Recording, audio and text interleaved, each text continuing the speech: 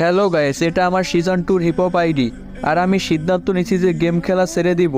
আর আমি আমার একজন সাবস্ক্রাইবারকে এই আইডিটা একদম ফ্রিতে দিয়ে দেব, যে আমার ভিডিওতে লাইক করে কমেন্টে তার লেভেল বলে যাবে।